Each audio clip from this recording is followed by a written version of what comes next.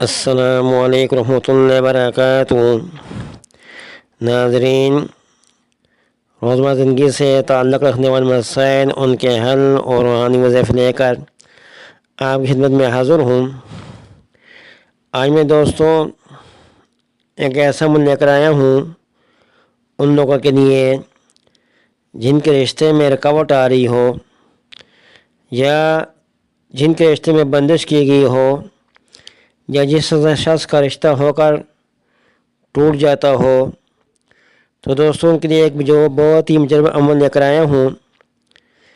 آپ نے یہ کرنا ہے کہ جس کا رشتہ کرانا ہو، یہ ایک عبارت ہے، اس کو آپ نے کاغذ پر لکھنا ہے، بالکل کاغذ سادہ ہو، اس کے اوپر آپ نے اس طرح لکھنا ہے: بسم اللہ الرحمن الرحیم ومن كل شيء خلقنا زوجين لعلكم تذكرون اللهم بحق قولك هذا بحرمة نبيك محمد بلا أن ترزق فلا بن فلا زوجا موافقا غیر مخالف بحق محمد وآل اجمعین۔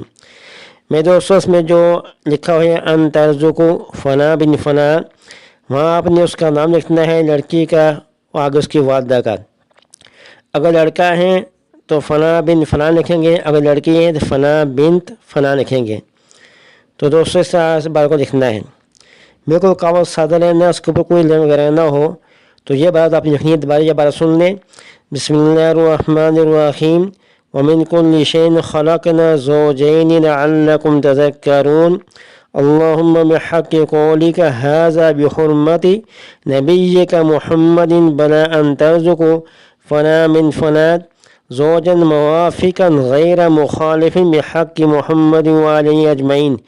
یہ لکھ کر میرے دوستوں اس پہ اور اپنی خوشبو لگانی ہے، خوشبو لگا کر اس کو بند کر کے گلے میں ڈال دیں۔ جس کا رشتہ کرانا ہو، مقصود ہو، اس کے گلے میں اس کو ڈال دیں تو انشاء تعالیٰ اس کا شخص کا رشتہ ہو جائے گا، رشتے میں رکاوٹ دور ہو جائے گی، اگر بندش ہوئی وہ ختم ہو جائے گی، اور جس کا رشتہ نہ آ رہا ہو تو اس کے رشتے آنے شروع ہو جائیں گے۔ میرے دوستوں یہ عمل بہت مجرب ہے۔